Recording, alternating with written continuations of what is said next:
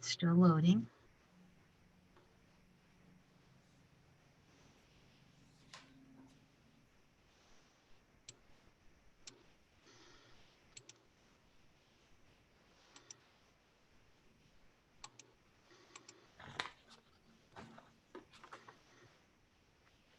Still loading.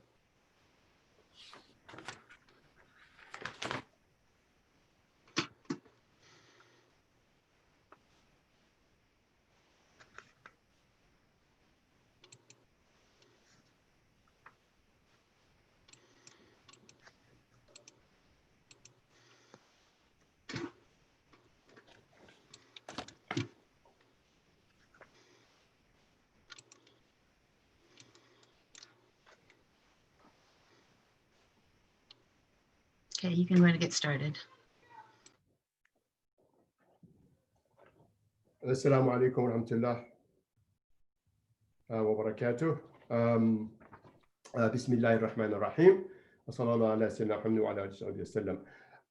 My name is Abbas Wayne, and I'm part of the ICGC CIVIC team. And I would like to tell you a little bit just about me, why I elected to join the team. I was introduced to the team by Brother Nazem, and because I had talked to him and stressed the importance of being active in politics and society, because I saw that it was important for people to be civically engaged, especially the Muslim community, as we do not want to leave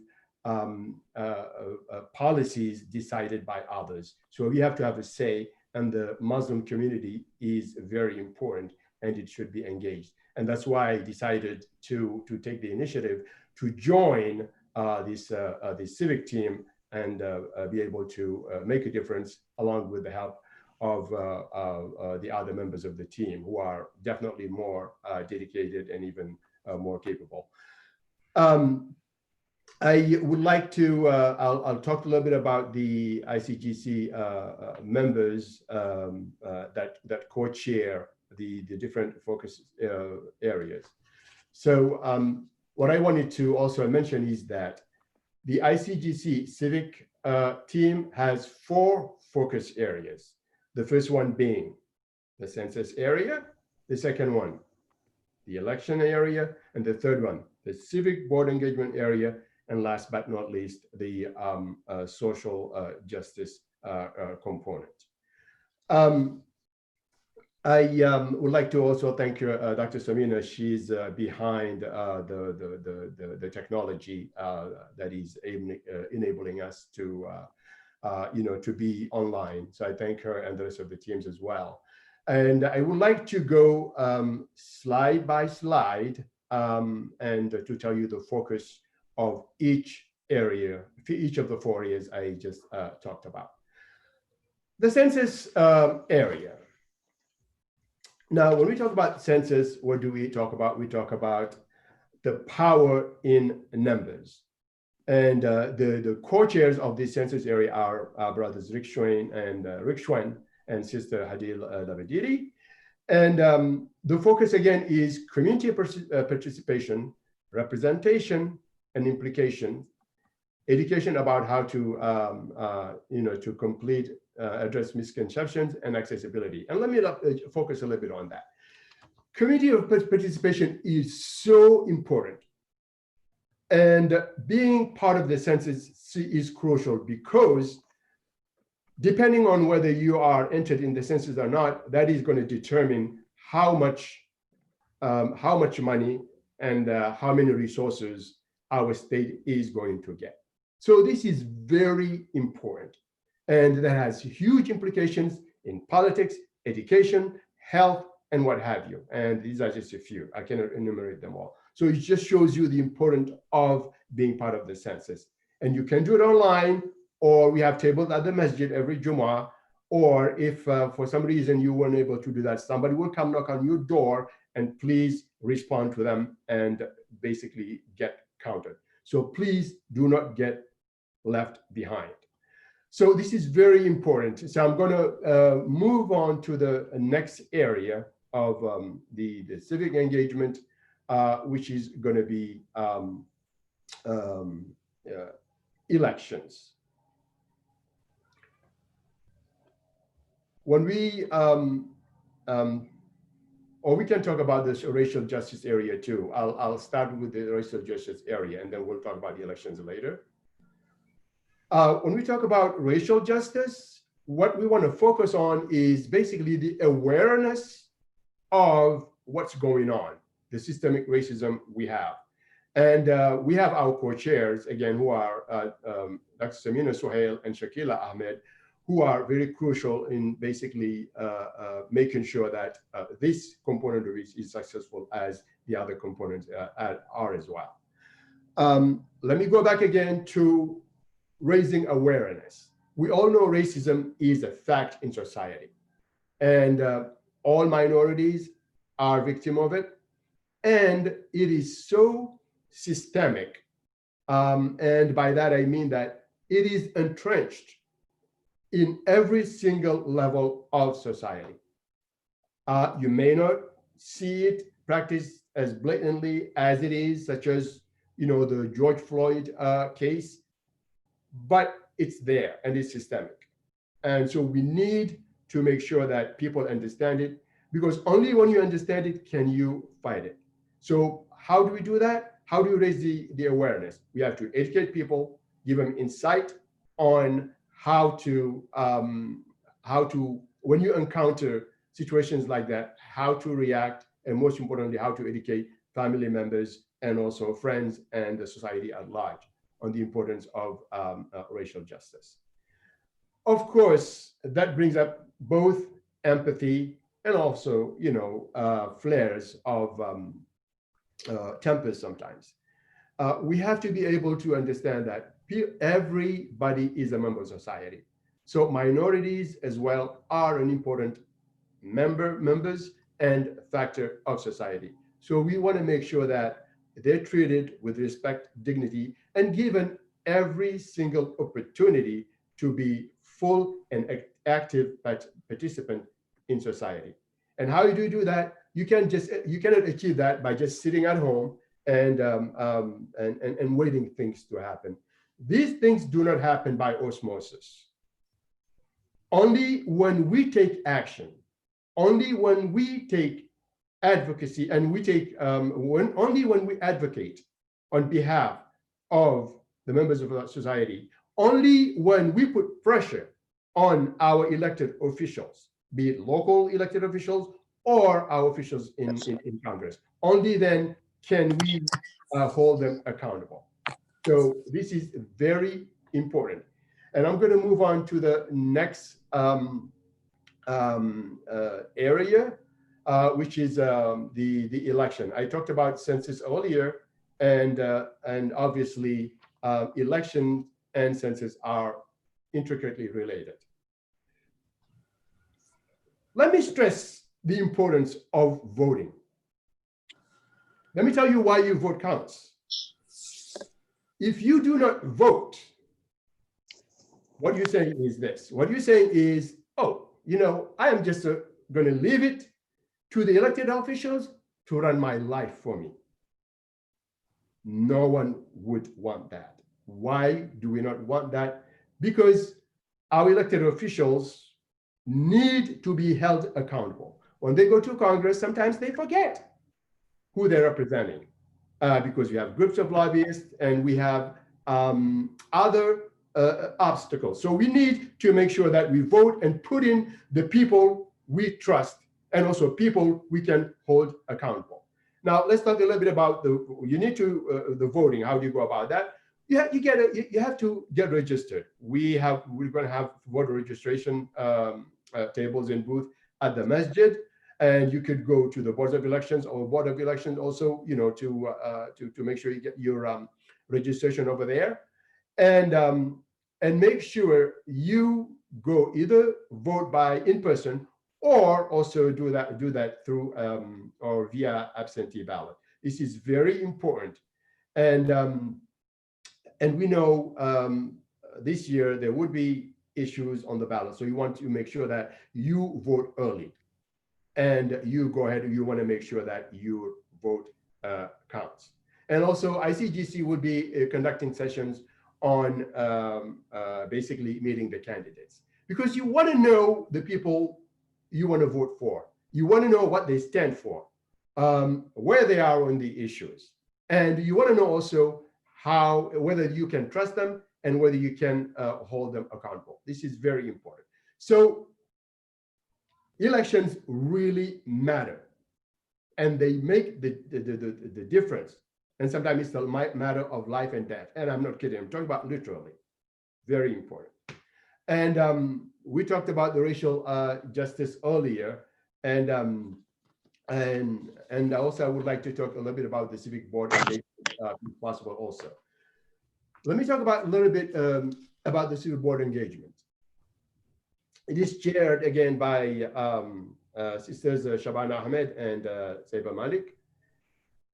The focus of this board engagement is relevance and impact, appointment opportunities, training, support, volunteering. And this component is so important because we want to make sure that we know what issues are relevant, and we want to make sure what issues are impactful on society. And that's why it is important to determine those so that we know which areas to focus on. And this is also going to be an appointment opportunity to get people to join us and to make sure that we can move forward with our agenda. It also has a training component. When you join us, we will not just throw you, to the wolves and say, okay, let's start doing it. We will give you the training that you need. We will give you the support. We'll have volunteers. You're not going to be on your own. You're going to be surrounded by very capable people, and you're going to have a support system. So I just wanted to, again, focus on the importance of the civic engagements. I kind of just wanted to go ahead and recap again. These are the 4 areas of focus who are co-chaired by our members, capable members that I talked about. I want to again reiterate that census is very important. You get counted, and when you get counted, our state, our county, our precincts gets more resources. If you don't get counted, we don't get that money. So everybody needs to be counted, whether you're documented or undocumented. This is huge. Please do whatever you can to get counted. No one should be left behind. Once you've been counted, the second part would be elections. Because if you get counted, great. You get the resources, you get everything you need. But if you don't vote for the right people, if you don't have a say in who is going to run your life, literally, in Congress or locally, then you've just left it, you've left an unfinished business. Like I said earlier, we want to make sure we participate in those elections and make sure that you get registered, you get your mail ballot if you're not voting in person, and make sure that you vote early, and make sure that you put your mail ballot in the post office early, because we know there are going to be a lot of issues with the post office. We see it already. So make sure your vote counts.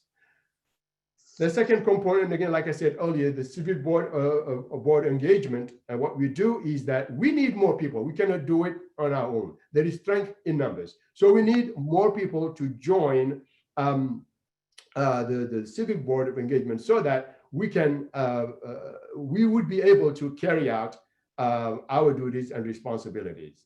And like I said, again, we provide you with the opportunities. You are going to be trained. You will have full support, and we'll make sure that also that team determines the relevant issues that would be impactful basically on society. So we need your active participation. So please join us. Last but not least, racial justice. Like I said earlier, we know it's a fact. It happens every day. And George Floyd, the George Floyd case was just a symptom of a bigger problem, of an underlying problem. And when it's underlying, that's when the systemic racial justice comes in. We know racism is a systemic problem in our society, and we have to tackle it head on. But only when we are aware of how to tackle it would we be able to succeed. And in that sense, we want to make sure that we kind of cultivate awareness of what social justice, racial justice would entail. And we want to raise awareness on the issues and also on how to tackle them. And we're going to give you education. We educate people on what's going on. And also we make sure that we have tools that we need to be effective advocates for people who are victims of racism. So I would like to thank the team that Dr. Samina for making this seamless. And I would give the floor to Brother Mohsen. Thank you so much.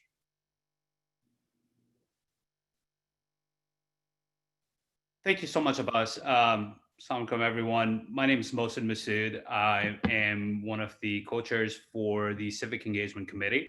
The committee has been very active for ever since the inception of ICGC. The board has always made it a point to be very involved within the civic governments, various different matters, as brought up by Abbas.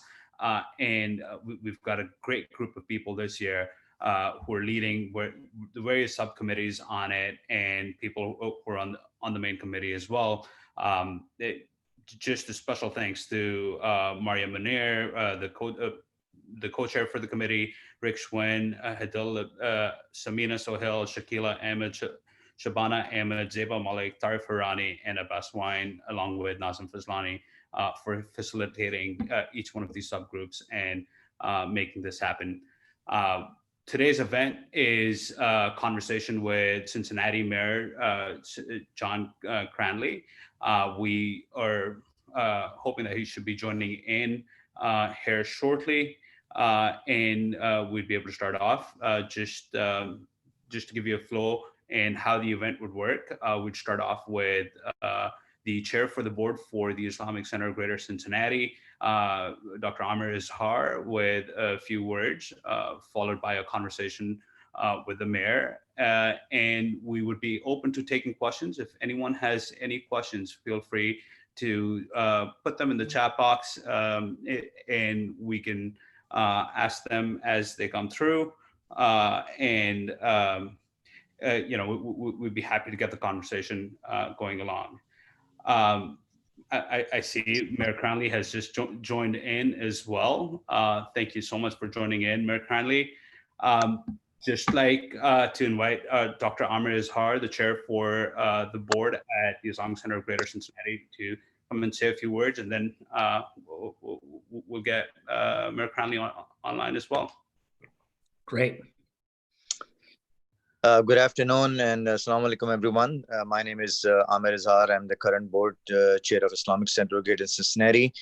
I want to first thank the Civic Engagement Committee for doing these important sessions on racial justice and making people more aware of census, and especially this year being election year, the importance of voting this year.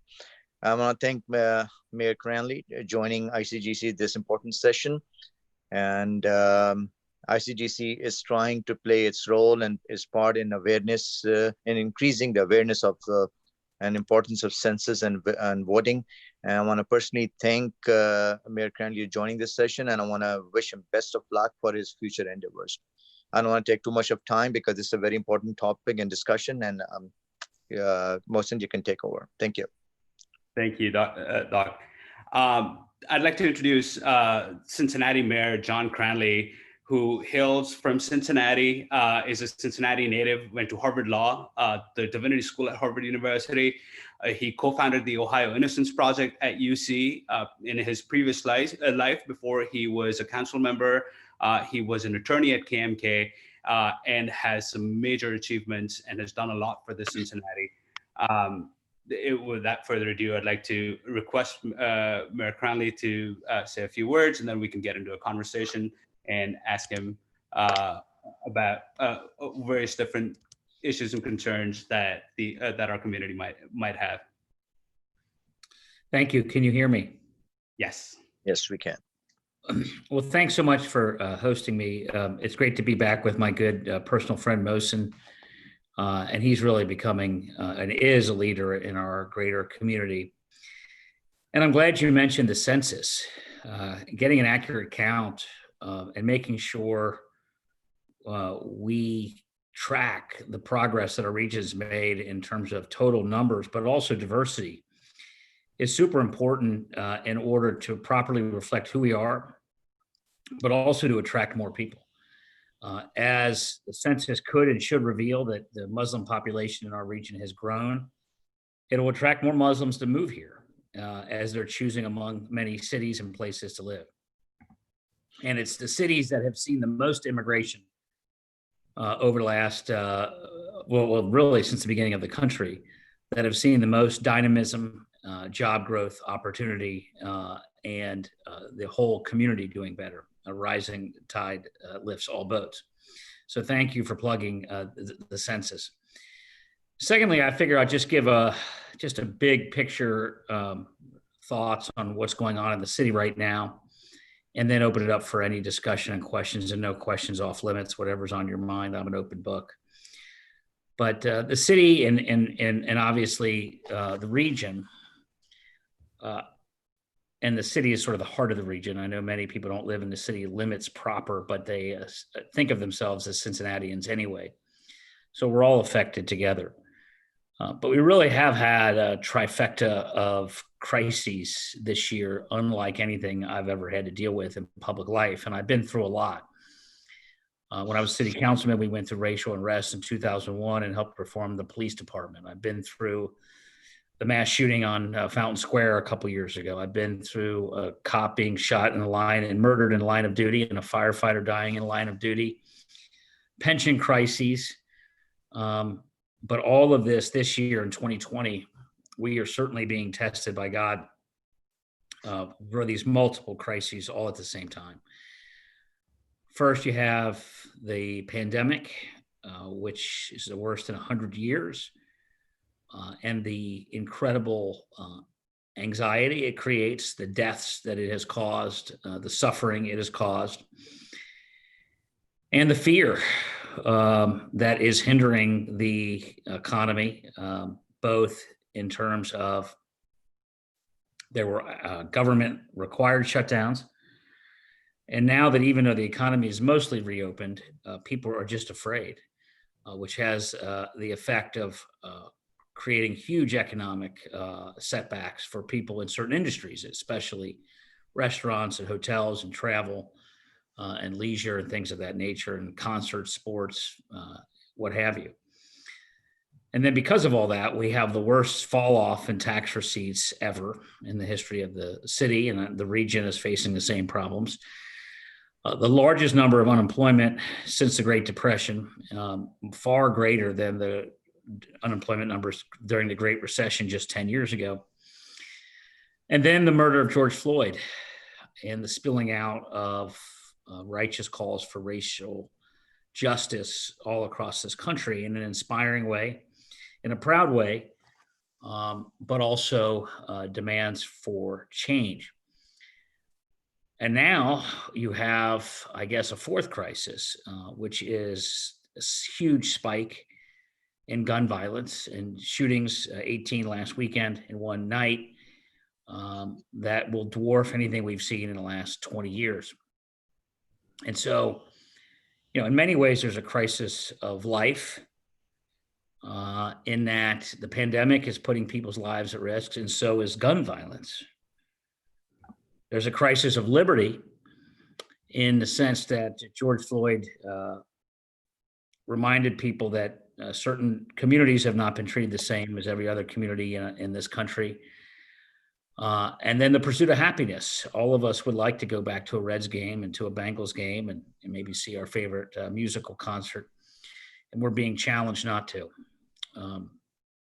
because of this pandemic. So it threatens, all of our ideals.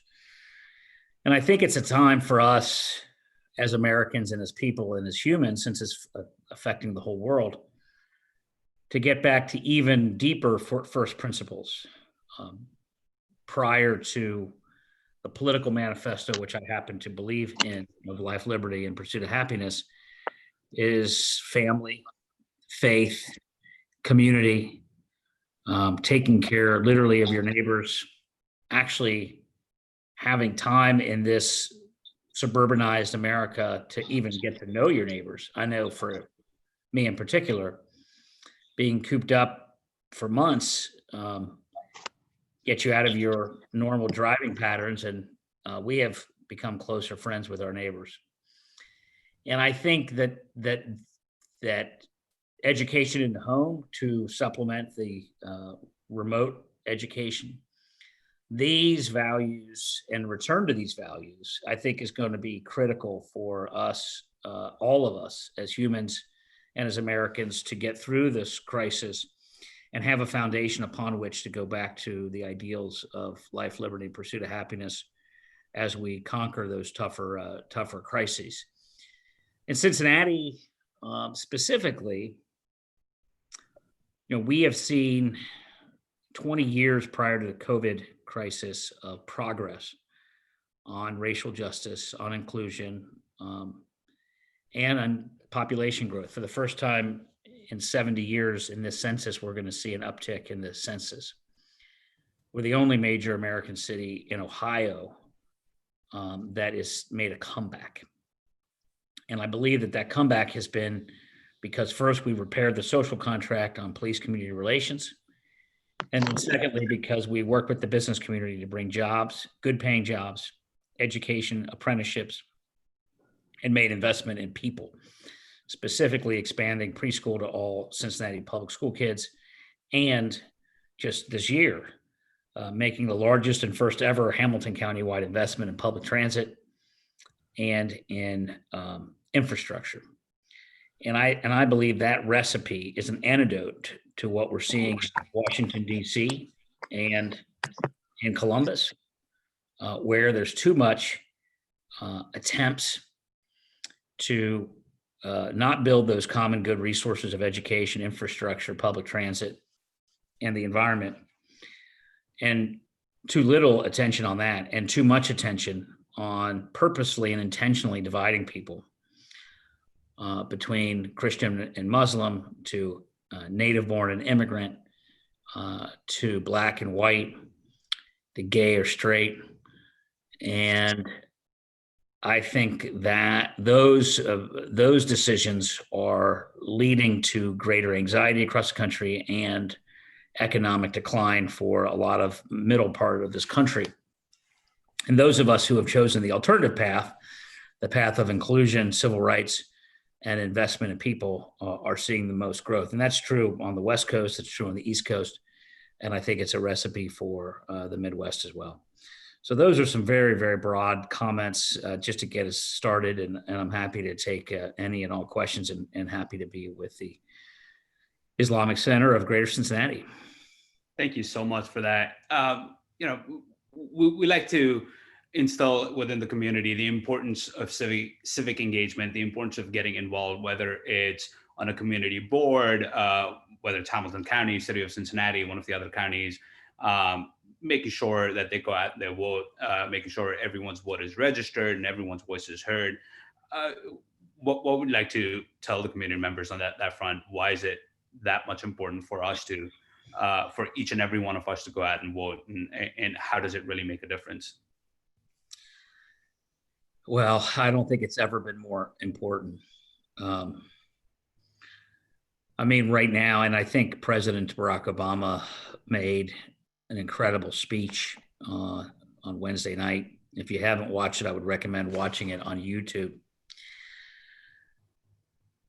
And, Barack Obama, as a man, half white and half black, whose father, of course, was Kenyan and Muslim, and of course his mother and his chosen religion is Christianity,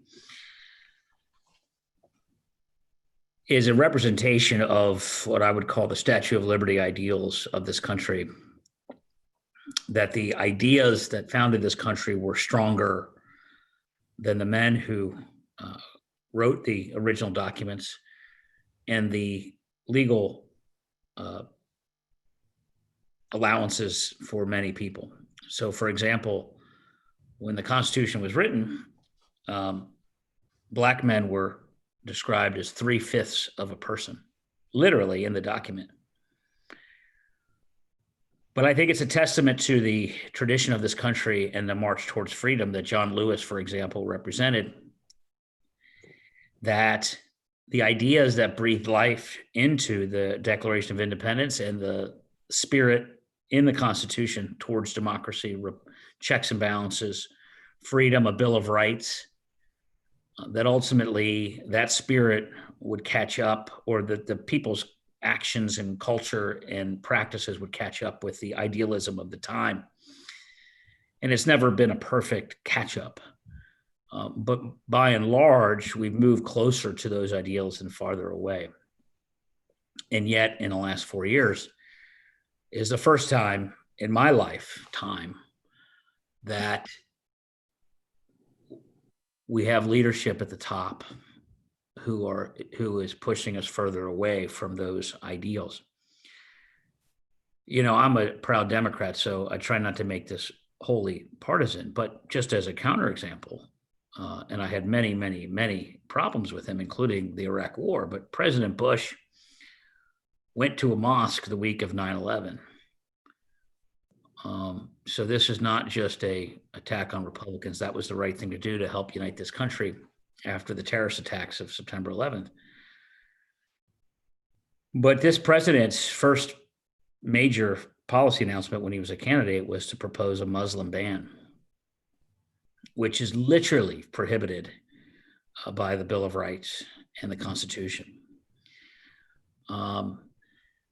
And the same First Amendment gives the right to a free press.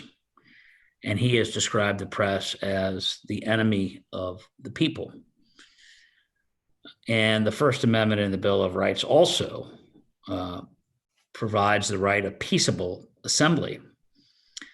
And there was an assembly in Charlottesville a couple years ago, which was not peaceable, as a man drove a car into the middle of it and killed a woman.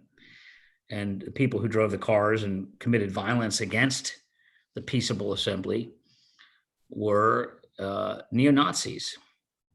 And then he described those people as very fine people.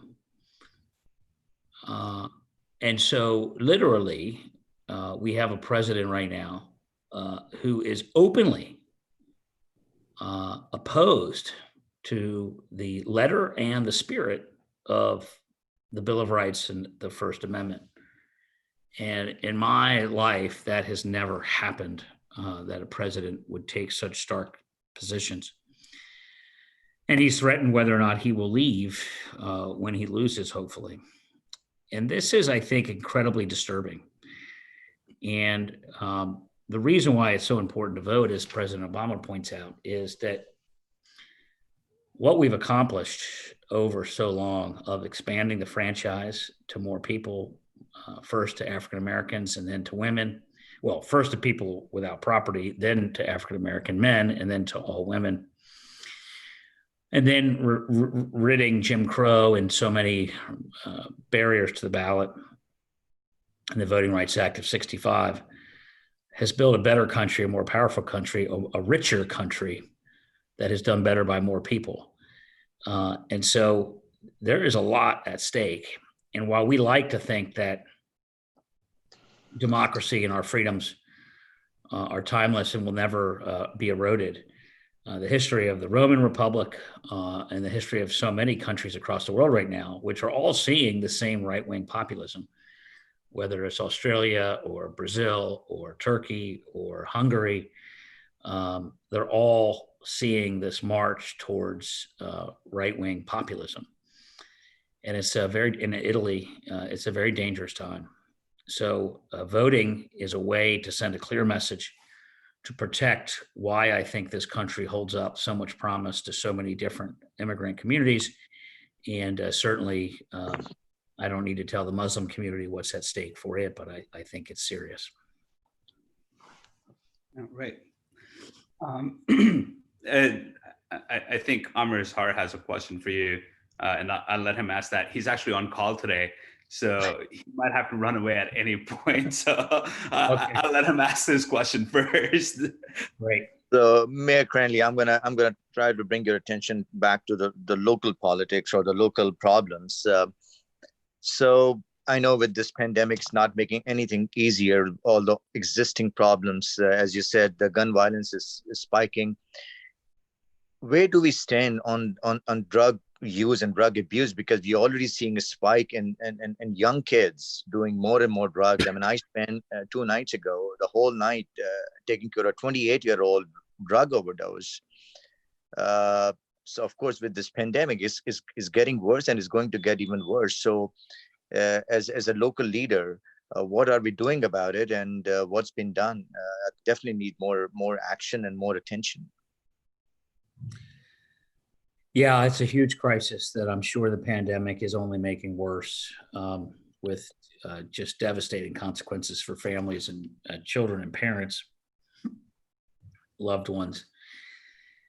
First, I think, we are taking and have taken enormous strides in building more addiction centers and beds and hospital beds and treatment. I think there's a much greater awareness now that addiction is and can and should be treated as a condition that needs medical attention, counseling, hard work, compassion, and also discipline. Sometimes tough love is involved and needs to be involved, but that the chemicals that can get hold of a body can be hard to, in some cases, nearly impossible to resist. That's the first point. The second point is, in addition to spending millions of dollars on additional beds and having the establishment of a drug court that's more active than ever, we also have medical response teams that provide follow-up care and addiction service opportunities for the many, many overdoses that we deal with. And we have gone through, in that recovery, literally millions of dollars of Narcan, tens of millions of dollars of Narcan that comes from the taxpayer to revive people so they don't die. And then we try to provide wraparound opportunities for them to get into a better place. In addition, we partnered with harm reduction strategies, including needle exchanges with counseling, to get Suboxone and other medical treatments that block the cravings at the site of needle exchanges. And it's required us, frankly, to take non-traditional approaches. And there was a time, most of us, myself included, were skeptical of needle exchanges, but I think we now take the position of all of the above strategies until we reduce the epidemic of drug addiction. And so we are doing everything we can to deal with the symptoms, to save lives, and to try to save lives one at a time as we've lost them. But I also think systemically and structurally, the problem is bigger than that. And specifically, I think there needs to be a rude awakening in the medical and pharmacy industries. There are some amazing statistics, for example, around heroin and opiate addiction, that 30% of the people who took Oxycontin for 30 days became addicted and on heroin within 1 year. If you got a subscription and took it for 30 days straight, you had an almost 1 in 3 chance of becoming a heroin addict. Opiates, as I'm sure you know, have been singled out in the history of the world as a particularly egregious, addictive form of medicine. The ancient Romans and Greeks banned it. It set back China for 100 years at the hands of British imperialists, but nonetheless, the consequences and the addiction were in China. So this was not a secret. The whole world is known forever of the particularly addictive qualities of opiates. And I'm not saying they never have their place. I mean, if you're literally in the middle of a war and your leg gets blown off and you're in extreme pain, there is a place for opiates to dull that pain when you really need it. And if you are clearly at the end of life, morphine and things like it can help ease the transition that will come to all of us. But these are supposed to be rare and extreme cases where opiates make sense. And yet, for financial reasons, the drug companies, the pharmaceutical companies, the distributors, and the doctors prescribed these things in a way that led to this epidemic of addiction. This is one of the reasons why we have sued as a city the distribution companies and big pharma to recoup the damages that they knew that they were inflicting when they were peddling large quantities of Oxycontin in our community. And I think, while I do believe that Governor Kasich made some progress in reducing the number of prescriptions that can be given at any particular time, I think there's still more reforms needed on limiting the prescriptions of opiates, both by regular doctors, but also by dentists and others.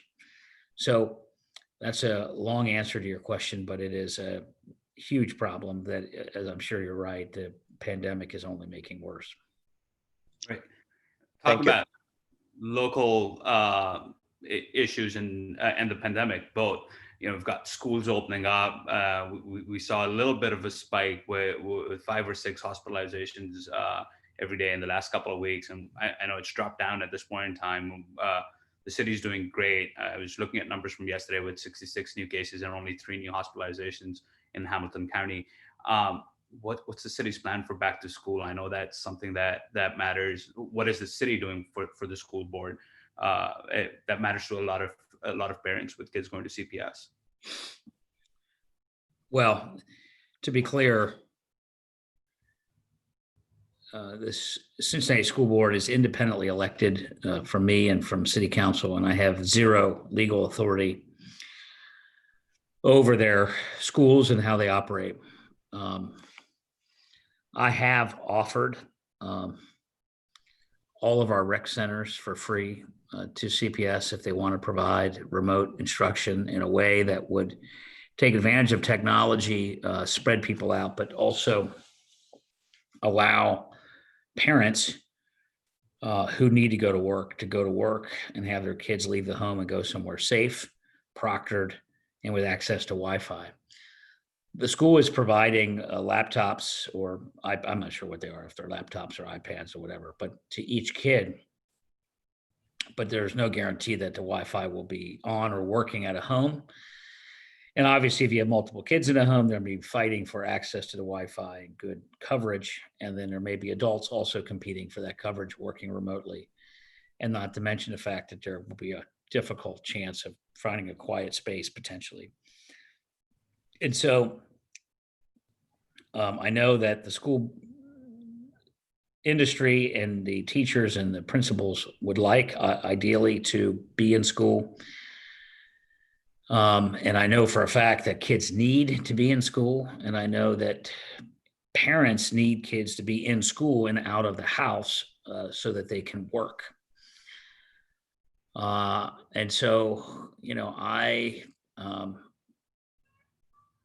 I think it has to be done differently with masks and potentially plexiglass between the teachers and students. And I certainly think there has to be regular testing and fever checks every day in every building, and nobody with a fever should be allowed in to a school location or a remote location, et cetera. And there are some kids and teachers who have high-risk categories of comorbidities who should clearly be given the option of technology to be able to stay at home. But it is my personal opinion that we've got to figure all of these things out. I did not have the luxury of deciding that because it was more complicated that I wouldn't provide police or fire services or garbage collection or water service and people working in the buildings that control the clean water facilities. These were essential services, just as the clerk at Kroger is essential and the nurse in the hospital is essential. I believe education is essential for our children. And so I personally would like to see more effort by the federal government, by President Trump, by the state government, and by our school board, all of them, to figure this out, because I worry that the crisis of too many kids not being able to access the education this fall could be tremendously damaging for a very long time to come. And I say this as a parent. My son is in Catholic school and he starts back this week in person. It will be radically different. He'll be forced to wear a mask all day. They will be spread out more than they ever were before. They will have less ability to cross to other students. So, for example, he's not going to be allowed to have lunch with his best friend because just by the luck of the draw, he was put in a sort of a different educational pod, and they're keeping the pods separate in order to reduce the spreading the virus. So it's not going to be as great of a year as it was last year, and it'll be a bummer in many ways, but I think it's still important that school resume as safely as possible with the best benefits of technology as possible. And so to that end, we, as I mentioned, provided all the rec centers for free. Candidly, the schools haven't really taken us up on that, but independent of that, we are going to take, the city of Cincinnati is going to take 850 kids from CPS who sign up, not because they're signing up through CPS, but just because we're making it available to parents who need to get their kids out of the house and make sure their kids have a space where they'll have access to Wi-Fi and a reasonable sort of proctor oversight so that the kids don't get into fights or whatever and stay socially distant. So those are the things that we're doing, and I think it's a big challenge. It's certainly risky for teachers, principals, and students, and then any loved ones they go home to. But it's also incredibly risky not to provide education for our kids. So it's just part of this terrible year that we're all trying to cope with. Right. So, COVID's been difficult for everyone, especially low-income group housing households. And if it's that's a great initiative that the city is providing for everyone, whoever needs it, Wi-Fi availability, safe space for kids. But at the same time, there's a large group of people who need affordable housing. And like any growing city, Cincinnati is growing at a very fast, or development's happening at a good, fast pace, which is leading to a lack of affordable housing. Now, you introduced the tax increment finance district.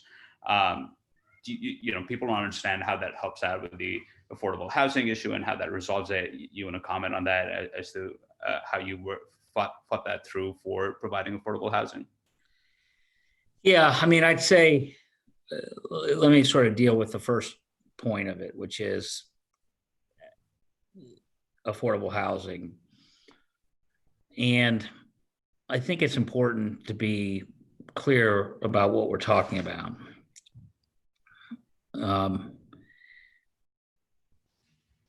It's generally defined as if you spend above 30% of your income on housing, you are somewhat at high risk of losing your housing if you have any negative impact on income, because obviously beyond your housing costs, you have food and clothing and transportation and everything else you've got to pay for. And I think it's a fair definition. And if you spend significantly less than 30%, you probably are in a better spot. But what that doesn't tell you is why would you be at 30% or more? Is it because housing is too expensive? Or is it because you're not making enough money?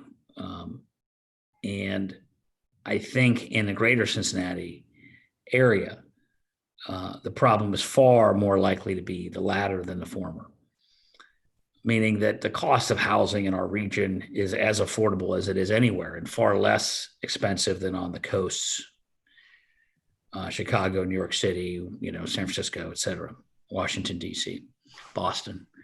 I'm not saying that, there isn't some issue there, but the reality is that housing costs money because you have to maintain it. You have to fix the roof every couple of years. You got to do this, you got to do that. You got to insulate it, got to seal the cracks. It's a never ending investment, whether you own your home or whether you're renting an apartment or home or whatever. And so, I think that sometimes the debate is it gets reduced simply to there must be something wrong with the housing industry. And I'm not sure that's really the case.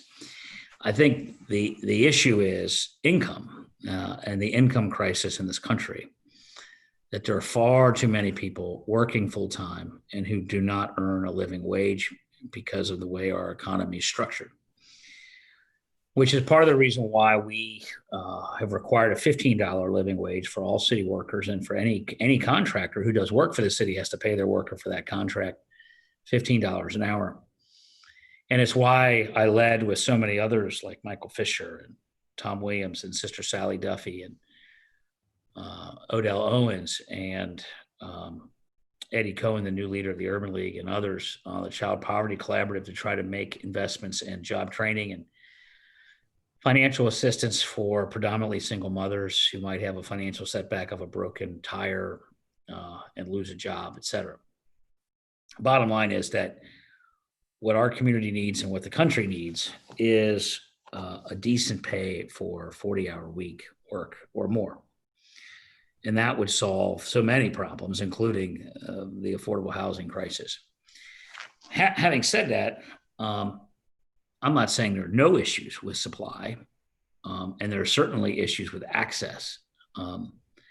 Access in a number of ways. Access by public transportation, access by whether you have a car or not, access if you have a car, whether you can afford to keep the car there or if it costs money. Also, access to credit. A lot of what happens, and this is a tougher issue to solve, but a lot of people's inability to access affordable housing has to do with the fact that they have bad credit, or maybe they previously experienced a foreclosure. And so landlords won't rent to them. And, in some cases, you can't blame the landlord, but it leads to this issue where you have some people who have the money necessary, but they can't get a place. And then you have, of course, like any group of people in life, you have some bad landlords who just don't do a good job of taking care of their property and keeping it from infestation, et cetera.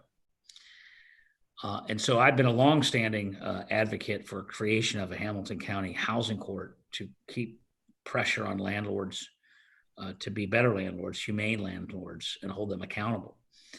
But it's important to point out, when you hold landlords accountable for quality housing, it takes money to do that, and to be a good landlord.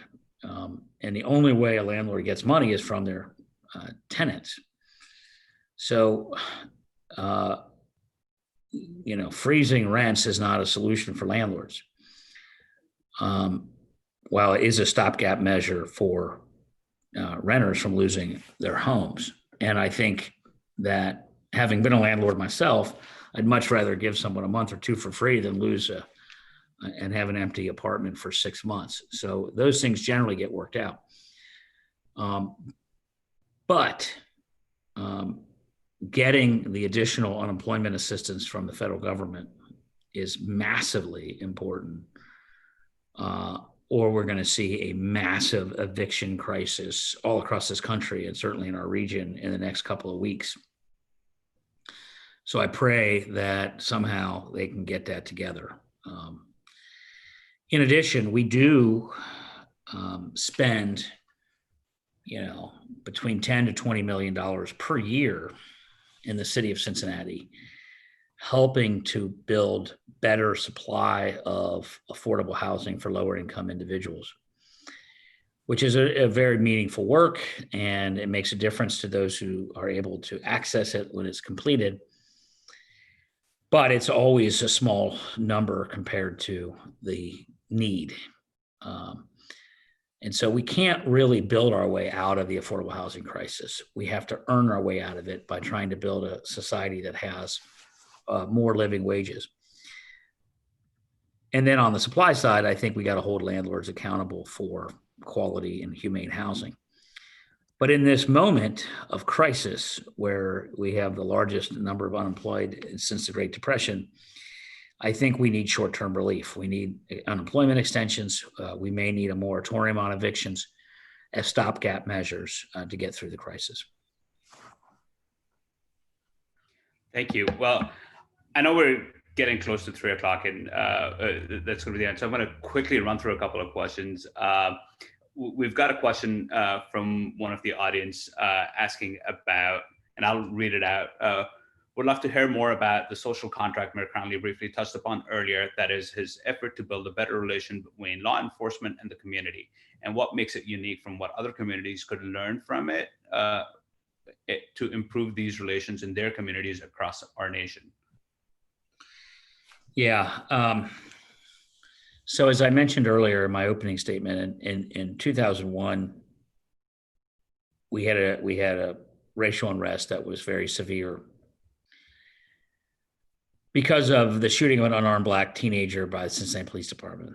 And this came on the heels of a few others. In particular, in November of 2000, Roger Owensby was killed by the Cincinnati Police Department. And frankly, in an eerily similar case to George Floyd, he was asphyxiated, where the police were literally on top of him and his neck, and he died from being unable to breathe. And it led to an explosion in Cincinnati. And I was a young city councilman at the time, and it was an awful time. And we voted. I think it's the most significant act of city council in the last 100 years. And I was proud to vote for it. And it was a very close vote, 5-4. So if any one of us had voted the other way, it would not have happened. In a 5-4 vote, we agreed to mediate a lawsuit that had been brought against the city by the Justice Department and the civil rights leadership in our community. And it was very controversial because the police felt that we were accusing them all of being racists, and we had to make a really tough decision. But we decided that something had to give and something had to change. And there was too much distrust between the police and the Black community. And so we set the city on what became the collaborative agreement. And it has taken a long time, and it's not perfect, but it has changed the culture of our police department in a way that's been recognized by the Black community in Cincinnati, by the leadership, by numbers. We make, prior to COVID, and our numbers this year are terrible in terms of shootings, but prior to COVID, 3 years in a row, we had the lowest shootings in 10 years. And we were making 50% of the arrests that we made in the mid-2000s. So we've built trust by not over-policing communities of color, but by building relationships and really targeting repeat violent offenders. And that has led to lower crime and lower arrest rates. And the hallmarks of the agreement that are now a role model for the rest of the country, I would put in 3 major categories. The first is changes in use of force. And, before we get off on the importance of building community relationships, it's always going to be impossible for every cop to know everyone in the community, and vice versa, the community member to know every cop. So those are important things, but not the only things. In all cases, it's not appropriate to use deadly force in a disproportionate situation, like the situation of George Floyd, or the situation of Timothy Thomas in 2001, where he was wanted for curfew violations and he was shot and killed. or Roger Owensby in November of 2000, who was wanted for a marijuana violation and was suffocated to death. And he was a Gulf War veteran and a decorated Marine. And so, first and foremost, is that in this country, we don't believe that we want a country where disproportionate force is not used for situations that don't call for it. And so changing use of force, introduction of the taser, de-escalation training, implicit bias training, changing the way officers interact when they need to interact physically with suspects. The second major category is transparency and accountability. And that is about holding the so-called bad apple accountable when they make mistakes. And that has been, primarily done by the creation of the Citizens Complaint Authority and oversight of civilian review of police misconduct. And secondly, by technology advances. We're one of the first cities in the country to have body-worn cameras on virtually all of our cops. And now we're in the process of making those cameras turn on automatically, so you don't have the mistake of a bad situation with no camera. And thirdly is the community orientation of getting relationships built and targeting repeat violent offenders. These three elements of the collaborative agreement have been widely shared around the country and have been adopted by other communities. In fact, in New York City a couple of years ago, when the New York City federal judge struck down the stop and frisk technique is unconstitutional, the federal judge cited the Cincinnati's collaborative agreement as the role model for constitutional policing in this country. So we have generated wide support. And in fact, last week, I had been nominated by the U.S. Conference of Mayors to work with the mayor of Chicago, Lori Lightfoot, and the mayor of Tampa, Florida, who's a former police chief herself, Jane Castor, to author a recommendation on behalf of police chiefs and mayors around the country on how to make these changes.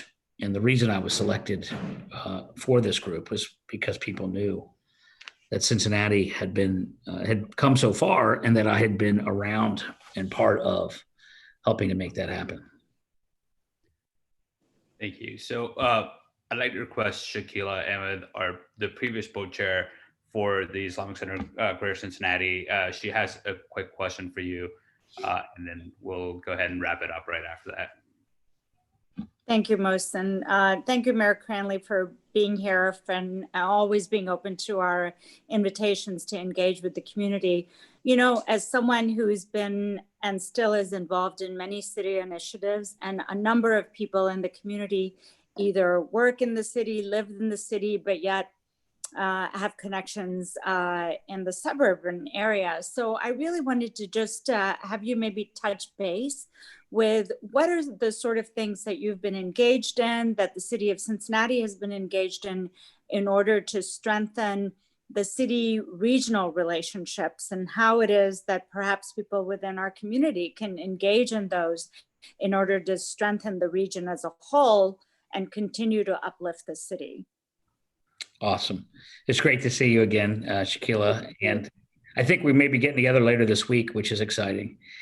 And thank you for your continued leadership. There are so many things that we have done and are doing to try to strengthen regional bonds. Right now, there is an enormous effort in Greater Cincinnati, and not just in Hamilton County or in Butler, Warren, Claremont County, but in Northern Kentucky too, for local elected officials to work together to secure emergency funding for state and local governments, for schools, for the educational resources to allow education to occur safely, but also because so many budgets have been decimated by the fall off in tax revenue. And so the irony is that every major mayor, like the mayor of Chicago or myself, or presidential candidate like Joe Biden, has opposed defund the police as a short-sighted approach to the issues of reform and going to be more backwards. It's ultimately going to be Mitch McConnell and Donald Trump who will defund the police in this country if they don't get emergency assistance to state and local governments in the very short term. Cincinnati will be able to weather the storm without layoffs of police and fire officers, but many suburban communities in northern Kentucky and greater Cincinnati will not be able to do that. I know my good friend, the mayor of Dayton, knows she will have to lay off police and firefighters very soon if she doesn't get assistance. And what we find is that this is true for Democratic mayors, Republican mayors, and county commissioners all across the state, most of whom are Republican.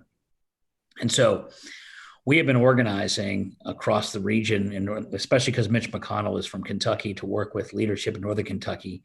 Like Gary Moore is a wonderful leader, active in the Republican Party in northern Kentucky, who is crying out for this assistance, as well as in Butler, Warren, and Claremont counties, Hamilton County. And I am a co-founder of the Ohio Mayors Alliance. And so the mayors across the state of the biggest cities talk almost daily.